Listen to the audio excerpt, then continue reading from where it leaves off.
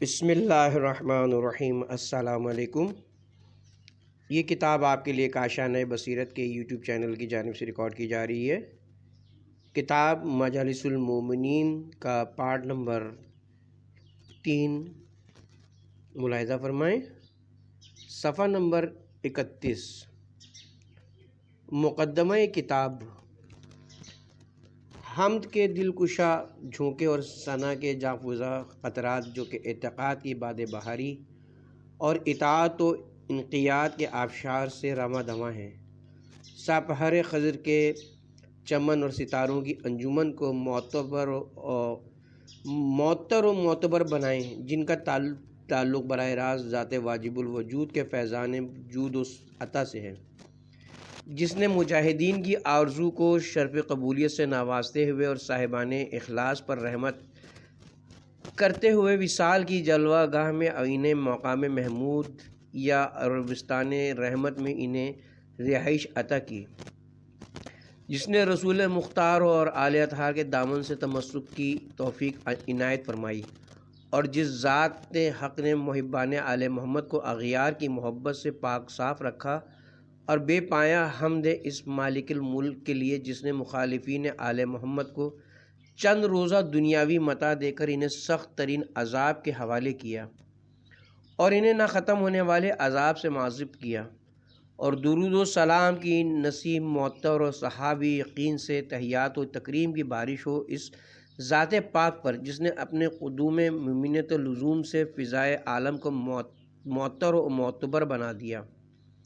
جو کہ چمن رسالت کا گلستان اور بستان جلالت کا شگوفہ ہیں، اور جو لی مال اللہ وقت کی خلوت کے رازدان ہیں، اور جو من یت الرسول فقد عطا اللہ کی کرامت سے متاثر ہیں، اور جو باعث ایجاد ممکنات ہیں، اور جو طٰہٰ و یاسین کے خطاب کے مخاطب ہیں، اور جو وما محمد الا رسول کے تاجدار ہیں، اور درود و سلام ہو ان کی آل بے مثال پر، جنہیں ذات حق نے روز ازل سے طہارت و عصمت سے مخصوص کیا، اور جنہیں نس امامت سے منصوص کیا، اور جو صفوت و سیات و کرامت میں کأنہم بیان مرصوص کا مرقع دکھائی دیتے ہیں، اور ان ذوات قادسہ و مقدسہ میں سے بالخصوص درود و سلام ہو وسیع حقیقی اور خلیفہ تحقیقی امیر کل امیر وسیع روز غدیر ولی سید مختار قسیم الجنہ والنار شہ سوار مارکہ لافتہ مبارز میدان حل عطا خطیب منبر سلونی صاحب منزلت ہارونی باب مدینۃ العلم لنگر سفینہ حلم کے تقاضوں کے حامل، اور الذین آمنوا ثم کفروا کی جماعت سے اذیت پانے والے، اور سلم علی بامر المومنین کے خطاب کے مقصود کی اخبار غیبت سے محروم اقتدار رہنے والے کے الفاظ کے مقصود، اور جو متعصب لشکر کے قاتل، اور جو اللہم و اعلی من والاہ کے والی، اور جو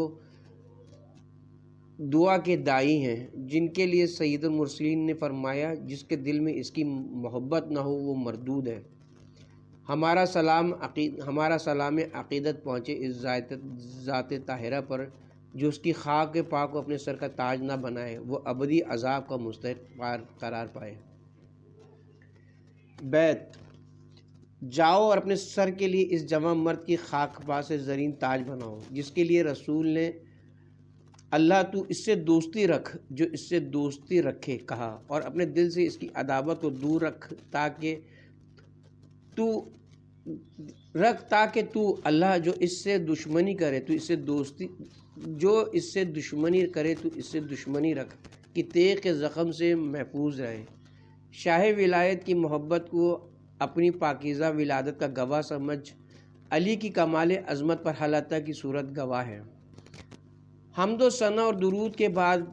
ارباب عرفان و اصحاب بصیرت سے یہ بات مخفی نہیں ہے کہ امیر المومنین علیہ السلام کی شہادت سے سلاطین صفیہ کے برسر اقتدار آنے تک شیعہ ہمیشہ تقیہ میں زندگی بسر کرتے رہے اور مخالفین کی قوت و شوقت کی وجہ سے اپنے مذہب کے اظہار سے عاجز رہے اور مجبوراً اپنے آپ کو شافعی یا حنفی کہلاتے تھے۔ اس کے باوجود بھی ہر دور میں ان کی کتابوں کو جلایا گیا اور لکھنے والوں کے ہاتھ قطع کیے گئے اور انہیں دار پر لٹکا دیا گیا اور ان سے زندان بھرے گئے، اور علماء امامیہ میں سے بہت سے علماء کی کتابیں صرف ان کے گھروں تک ہی محدود رہیں اور آخر کار انہیں دیمک چاٹ گئی۔ پروردگار عالم نے آخر کار ملت مظلوم پر رحم کیا اور اللہ نے شیعوں کو قوت و شوقت عطا کی اور قیاصر عثمانی اور اکاسر ادوی کے تخت و تاج الٹ گئے اور ان کے ایوانوں میں زلزلہ بپا ہوا اور ان طاغوتی حکومتوں کی جگہ صفوی خاندان برسر اقتدار آئے، اور اس خاندان کی برکت سے شیعہ تقیہ کے امتحان سے آزاد ہوئے اور بلا خوف و خطر تصنیف و تالیف میں مصروف ہوئے۔ میں نے مناسب جانا کہ طریقہ مرتضویہ کے پیروکار صحابہ کرام اور مجتہدین اعظام اور محدثین و حکماء و اتباع و علماء و صوفیہ کی کرامت مقام اور سلاطین وقت اور وزراء مملکت اور فصیح الکلام شعراء کے حالات جمع کیے جائیں، اور استمداد علویہ سے استفادہ کرتے ہوئے میں نے اس موضوع پر قلم اٹھایا اور یوں یہ مجموعہ تیار ہوا جس کا نام میں نے مجالس المومنین رکھا۔ انتصاب: اپنی اس حقیر سی کاوش کا انتصاب حجت پروردگار، امام روزگار، قطب عوالم میں ہدایت، خاتم عقیدہ ولایت، خلیفہ رحمان محمد بن الحسن صلی اللہ علیہ وعلی آبائل کرام المبشرین بخیر وجہ و ظہورہ کے نام کرتا ہوں۔ امید ہے کہ اہل ایمان اس کتاب کو پسند کریں گے اور میرے لیے دعائے مغفرت فرمائیں گے۔ لفظ شیعہ، بالخصوص شیعہ امامیہ اثنا عشری کی تعریف۔ تقسیم بمنزلہ تعریف ہوتی ہے، اسی لیے مناسب معلوم ہوتا ہے تقسیم کے ذکر سے پہلے بنی آدم کے مختلف مذاہب و ملل میں بٹ جانے کے اسباب پر مختصر سی بحث کی جائے۔ چنانچہ شہرستانی نے اپنی کتاب الملل والنحل میں لکھا، اس زمین پر بنی آدم کے مختلف گروہ اور امتیں قیام پذیر ہیں جو کہ ایک دوسرے سے حسد و تنازع میں مصروف رہتے ہیں، اور ہر گروہ کی کچھ نہ کچھ خواہشات ہیں، اور جب خواہش محبت کی صورت اختیار کر لے تو وہ انسان کو اندھا اور بہرا بنا دیتی ہے۔ چنانچہ ہر گروہ نے اپنی حسب ریاست و جاہ سے مجبور ہو کر شبہات کا سہارا لیا اور اپنے آپ کو سچا ثابت کرنے کے لیے مغالطوں کو رائج کیا تاکہ لوگ انہیں صادق و صالح تصور کریں۔ اس عالم رنگ و بو میں سب سے پہلا شبہ ابلیس کا پیدا کردہ ہے۔ جب اللہ تعالیٰ نے اسے سجدہ آدم کا حکم دیا تو اس نے نص صریح کے مقابلے میں قیاس پر مبنی شبہ پیدا کرتے ہوئے کہا تھا، سورہ اعراف آیت نمبر 12، میں اس سے بہتر ہوں، تو نے مجھے آگ سے اور اسے مٹی سے پیدا کیا ہے۔ پھر اس لعین نے شبہ سے مزید 7 شبہات پیدا کیے اور ابلیس کے پیروکاروں نے ان شبہات سے خوب استفادہ کیا، اور ہر نبی و وصی کے مقابلے میں انہوں نے خود ساختہ شبہات سے مخلوق خدا کو فریب دیا اور انہیں ورطۂ ہلاکت میں ڈالا، اور ان کے پیروکاروں نے ہادیان دین کی تعلیمات کو مسخ کرنے کے لیے دینی جامہ پہن کر ہزاروں اوراق پر مشتمل کتب و رسائل تحریر کیے تاکہ عوام حقیقی تعلیمات سے بے بہرہ رہیں اور ان کی تعویلات کے جال میں پھنسے رہیں۔ ابلیسی پیروکاروں نے ایک عجیب ستم یہ ڈھایا کہ جس آیت یا حدیث کی تعویل کرنے سے قاصر ہے اسے متشابہ کا نام دے کر منظر تحقیق سے حذف کرنے کی صحیح نامشکور کی۔ حضرت صلی اللہ علیہ وسلم اس انتشار کی پہلے سے ہی خبر دے چکے تھے اور آپ نے فرمایا تھا، عنقریب میری امت کے 73 گروہ ہوں گے جن میں سے ایک کے سوا باقی دوزخ میں ہوں گے۔ چنانچہ آفتاب نبوت کے غروب ہوتے ہی اقتدار پسند افراد نے اپنے طے شدہ منصوبوں پر عمل شروع کر دیا اور اپنے لیے امامت و زعامت کا دعویٰ کیا اور بعد میں یہ گمراہی اتنی پھیلی کہ امت اسلامیہ کی فرقوں میں جدال و قتال کی نوبت آ گئی اور ہر فرقہ دوسرے پر کفر کے فتوے لگانے لگا، اور یوں اس تاریکی کے بطن سے جبیرہ قدریہ، معتزلہ، اشاریہ، بایزیدیہ اور حشویہ جیسے گمراہ فرقوں نے جنم لیا۔ اسی مقام پر ہم یہ واضح کرنا چاہتے ہیں کہ جس طرح حکم خدا کے مقابلے میں پہلا شبہ ابلیس نے پیدا کیا تھا، اسی طرح سے خاتم الانبیاء صلی اللہ علیہ وآلہ وسلم کے فرمان کے مقابلے میں پہلا شبہ اس شخص نے پیدا کیا تھا جس نے آپ کے دماغ مبارک پر اعتراض کرتے ہوئے آپ کے فرمان کو ہذیان سے تعبیر کیا تھا، اور یہ اس وقت کی بات ہے جب آن حضرت صلی اللہ علیہ وسلم مرض الموت میں مبتلا تھے اور آپ نے جمعرات کے دن حجرے میں تباہ پرسی کے لیے آنے والے افراد کو حکم دیا تھا، کاغذ قلم و دوات لاؤ، میں تمہیں ایسی تحریر لکھ دوں جس کی بدولت تم قیامت تک گمراہ نہیں ہو سکو گے۔ حق تو یہ تھا کہ آپ کے فرمان پر عمل کیا جاتا، لیکن تاڑنے والی نظروں نے یہ بھانپ لیا تھا کہ اگر آپ کو قلم و کاغذ دے دیا گیا تو اعلان غدیر کو تحریری شکل دے دیں گے۔ بعض روایات میں یہ الفاظ ہیں، یعنی یہ شخص ہذیان نعوذ باللہ کہہ رہے ہیں، ہمیں کسی تحریر کی ضرورت نہیں ہے، ہمارے لیے اللہ کی کتاب کافی ہے۔ دنیا اسلام میں بلا شبہ یہ پہلا مغالطہ تھا جس سے دو کام لیے گئے۔ نمبر ایک، عوام مسلمین کی نظر میں اپنے آپ کو اسلام کا بھائی خواہ ثابت کیا گیا۔ نمبر دو، رسول خدا صلی اللہ علیہ وسلم کو تحریر لکھنے سے بھی روک دیا گیا اور اپنے اسلام پسند ہونے کے اثبات کے لیے مفروضہ قائم کیا کہ ہمارے لیے قرآن کافی ہے۔ مولانا فاضل عارف قطب الدین انصاری شافعی نے کتاب مکاتیب میں کیا ہی اچھا فرمایا، رہنما کے بغیر راستے کو طے نہیں کیا جا سکتا۔ اگر کوئی شخص یہ کہے کہ جب کتاب و سنت موجود ہیں تو پھر ہمیں مرشد کی ضرورت ہی کیا ہے، تو ایسا شخص در حقیقت اس بیمار کی طرح سے ہوگا جو یہ کہے کہ جب کتب طب موجود ہیں تو مجھے طبیب کے پاس جانے کی کیا ضرورت ہے۔ چنانچہ ایسے مریض کے متعلق ہر شخص یہ فیصلہ کرے گا کہ اس کی سوچ غلط ہے۔ ہاں، یہ سچ ہے کہ کتاب طب میں بیماریوں کا علاج لکھا ہوا ہے، لیکن ہر شخص انہیں سمجھنے کی صلاحیت نہیں رکھتا۔ طب کی کتاب سے استفادے کے لیے بھی طبیب ہونا شرط ہے۔ اسی طرح سے اللہ تعالیٰ نے لوگوں کو حکم دیا، سورہ نساء آیت نمبر 83،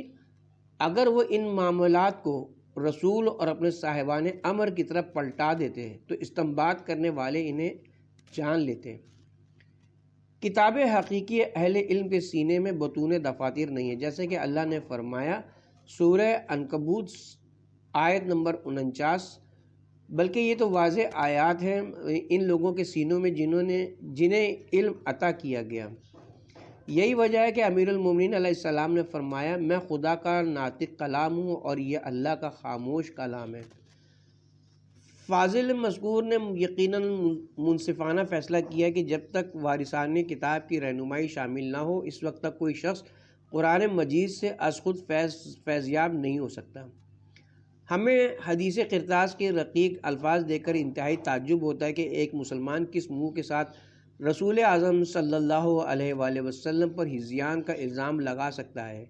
یا یہ کہہ سکتا ہے کہ آپ کا یہ فرمان آپ کے ذاتی رجحانات کا آئینہ دار ہے، جبکہ اللہ تعالیٰ نے اپنے حبیب پاک کے متعلق واضح الفاظ میں اعلان کیا ہے۔ سورہ نجم آیت نمبر 3 اور 4، اور وہ اپنی خواہش کے تحت کلام نہیں کرتا، وہ تو بس وہی ہے جو اس کی طرف بھیجی جاتی ہے۔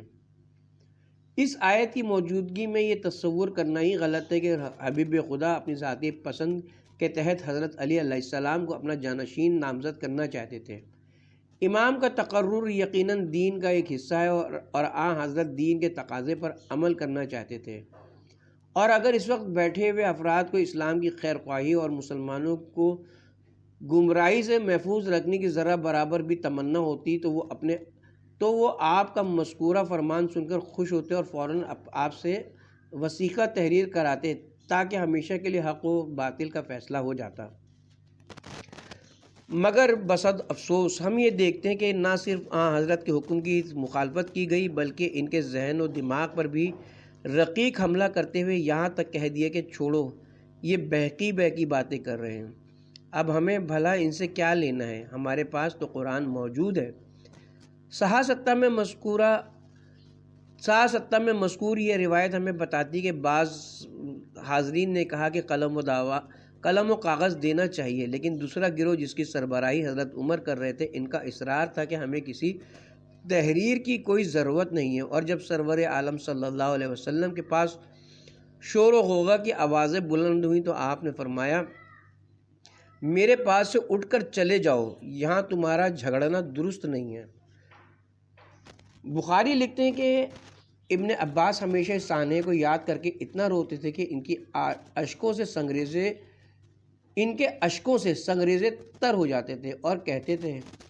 ہائے جمعرات کا المیہ، وہ ایسا المیہ تھا کہ رسول خدا کو تحریر لکھنے سے روک دیا گیا تھا۔ ہم دیانت داری سے یہ سمجھتے ہیں کہ امت اسلامیہ میں جس قدر بھی فتنہ و فساد و تباہی و بربادی و جدال و قتال ہوا ہے یا آئندہ ہوگا، یہاں تک کہ واقعہ کربلا نے بھی اسی واقعے کی کوکھ سے جنم لیا، اور مسلمانوں کی بربادی کا سبب اسی واقعے میں تلاش کرنا چاہیے۔ اس واقعے اور اس کی عبارت کے متعلق بہی خواہوں نے جو تعویلیں کی ہیں وہ سب ابلیسی شبہات سے زیادہ حیثیت نہیں رکھتی ہیں۔ اللہ تعالیٰ قرآن مجید سورہ نور کے آیت نمبر 40 میں فرماتا ہے، اللہ جسے چاہتا ہے اپنے نور کی ہدایت کرتا ہے، اور جس کے لیے اللہ نے ہی نور مقرر نہ کیا ہو تو وہ اسے کہیں سے بھی نور نہیں مل سکتا۔ اور ہم سمجھتے ہیں کہ ان کی بودی تعویلات کی وہی حیثیت ہے جو حجاج بن یوسف کی مشیر کی گفتگو کی تھی۔ روایت میں وارد ہے، جب حجاج بن یوسف لعین مرض الموت میں مبتلا ہوا اور مرنے کے قریب ہوا تو رونے لگا۔ ساتھ کھڑے ہوئے خوش آمدی مشیر نے کہا، امیر آپ کیوں رو رہے ہیں؟ حجاج نے کہا، میں اپنے ان مظالم کو یاد کر کے رو رہا ہوں جو میں نے امت اسلامیہ پر بالعموم اور ضرورت رسول پر بالخصوص روا رکھے تھے۔ خوش آمدی مشیر نے کہا، آپ کو فکر کرنے کی کیا ضرورت ہے، آپ نے جو کچھ کیا وہ دلیل و برہان کے تحت کیا۔ حجاج نے کراہتے ہوئے جواب دیا، جی ہاں، اگر قیامت کے دن میں امیر اور تو وزیر ہوا تو پھر یہ دلائل و براہین مؤثر ثابت ہوں گے۔ تاریخ کے گہرے مطالعے سے انسان اس نتیجے پہ پہنچتا ہے کہ بہت سے افراد نے دل و جان سے اسلام کی تعلیمات کو قبول نہیں کیا تھا، بعض نے صرف جان و مال کے تحفظ اور بعض نے ریاست و حکومت کے حصول کی خاطر اسلام قبول کیا تھا، اور وہ ہمیشہ اس انتظار میں تھے کہ حضرت کی آنکھ بند ہو تو وہ اپنی منمانیاں کر سکیں۔ جیسے ہی خواجہ عالمان صلی اللہ علیہ وسلم کی آنکھ بند ہوئی تو انہوں نے ان کے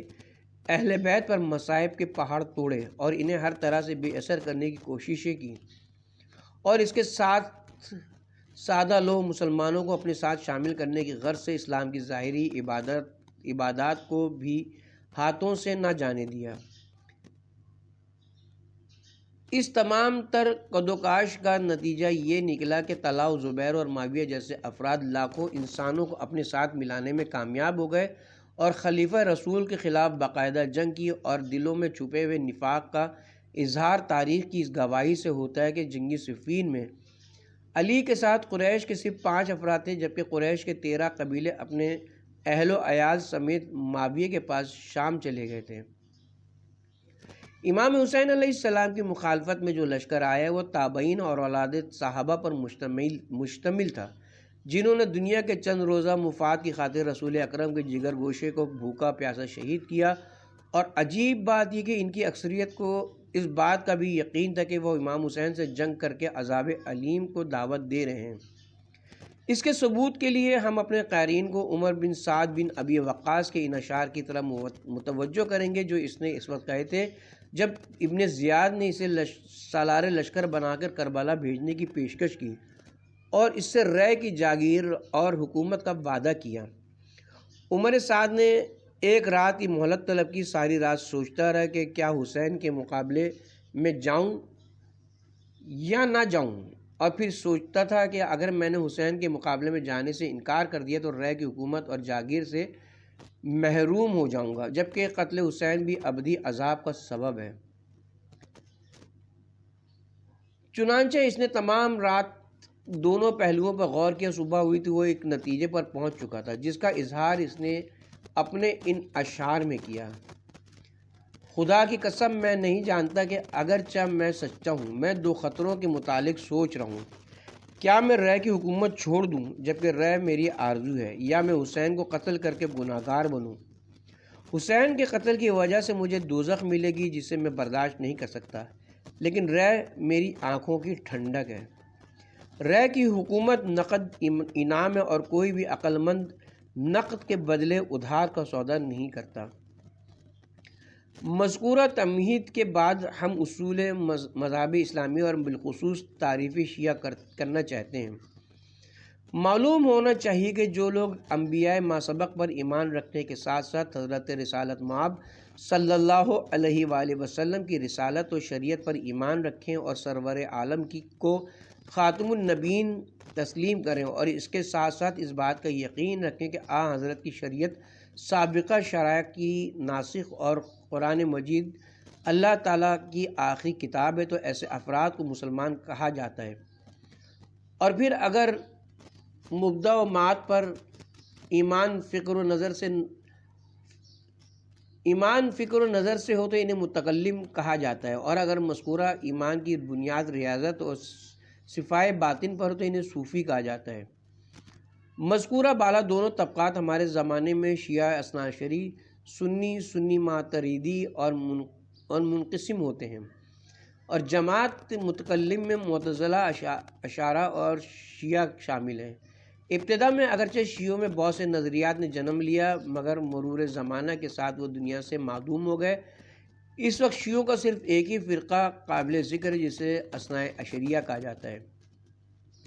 آسان ترین الفاظ میں ہم یہ کہہ سکتے ہیں کہ شیعہ اسے کہتے ہیں جو رسالت مآب صلی اللہ علیہ وسلم کے بعد حضرت علی علیہ السلام کو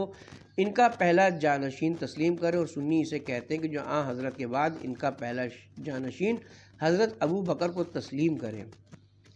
امامیہ اثنا عشریہ اس جماعت کو کہا جاتا ہے جو 12 ائمہ پر ایمان رکھتی ہوں، جن میں سے پہلے حضرت علی علیہ السلام اور آخری حضرت مہدی علیہ السلام ہے۔ ضرورت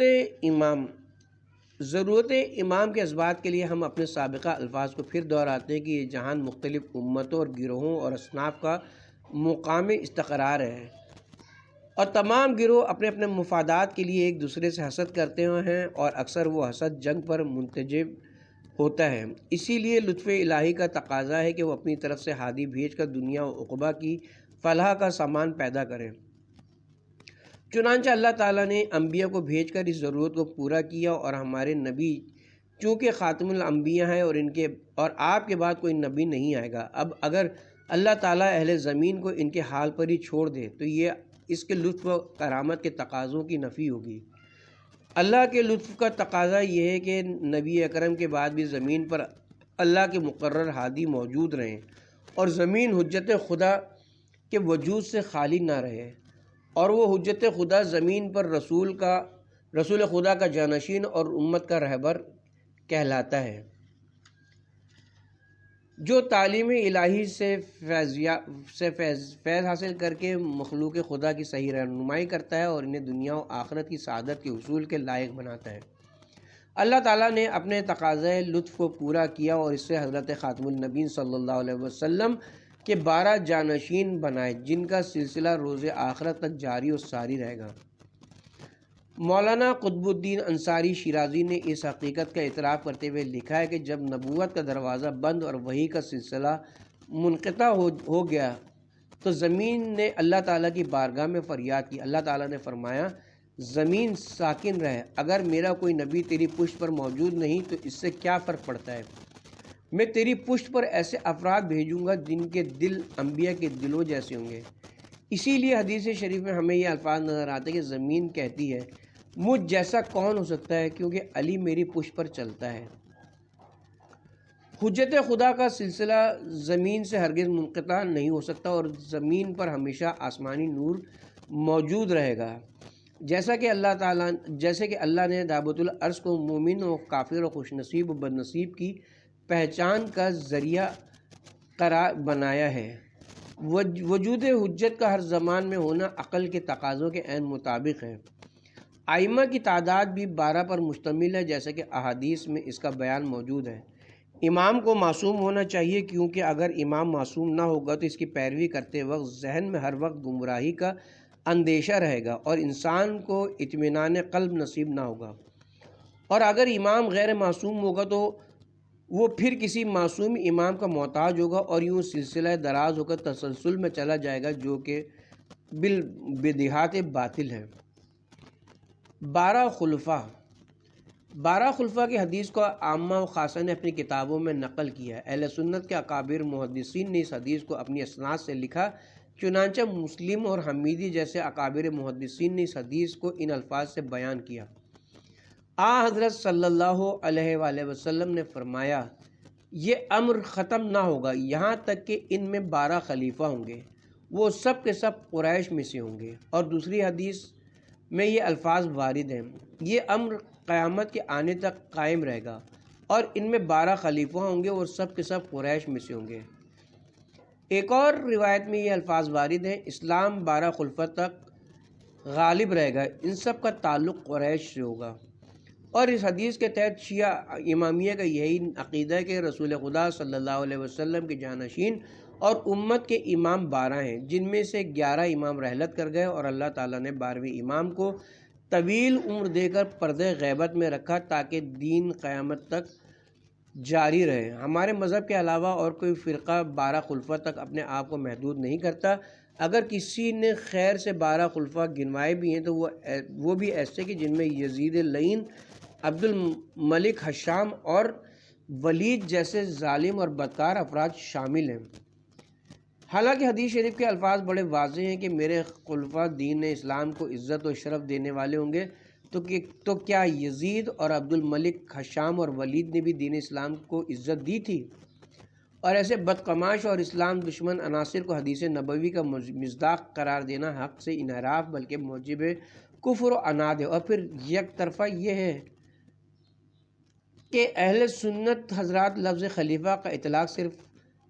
پہلے 4 خلفاء پہ کرتے اور باقی 8 کے لیے کہتے کہ ملوکیت کے پیداوار تھے اور ان کی حکومت ملک عزوز تھی۔ ہائے تعصب کا کیا علاج کیا جائے کہ جلال الدین سیوطی اور قاضی ایاز اور ملا علی قاری کو 12 خلفاء کی حدیث میں یزید لعین اور ولید زندیق جیسے بدکار افراد کی گنجائش تو نظر آئی، لیکن 12 خلفاء کے تعین کے لیے سے اہل بیت یہ 12 پاک و پاکیزہ اور علم الناس شخصیات نظر نہ آئیں کہ جن کی مودت اجر رسالت اور جن کی طہارت کے لیے آیت تطہیر گواہی دیتی ہے۔ اسی لیے ملا فصیح دشت آبادی نے جب اپنے 12 خلفاء کو دیکھا تو اس نے یہ الفاظ لکھے، یار دوستوں نے تو یہی 12 گنوائے ہیں، لیکن یہ افراد دیکھ کر خاص تسلی نہیں ہوتی۔ حضرت صلی اللہ علیہ وسلم کی حدیث میں قریش سے مراد حضرت کا اپنا خاندان بنی ہاشم ہے، اور اس سے بنی ہاشم کے 12 خلفاء اہل بیت مراد ہیں۔ حوالے کے لیے ملاحظہ فرمائیں، احمد بن حنبل نے اپنی مسند میں اپنی اسناد سے عباس بن عبد الملک سے روایت کی، انہوں نے کہا رسول خدا صلی اللہ علیہ وسلم نے مجھے فرمایا، چچا جان میری اولاد میں سے 12 خلفاء ہوں گے، پھر میری اولاد میں سے مہدی کا ظہور ہوگا جس کے معاملات کو اللہ ایک ہی رات میں درست کر دے گا۔ ابن حجر مکی نے صواعق محرقہ میں یہ حدیث نقل کی ہے۔ میری امت کے ہر گروہ میں میرے اہل بیت کے عادل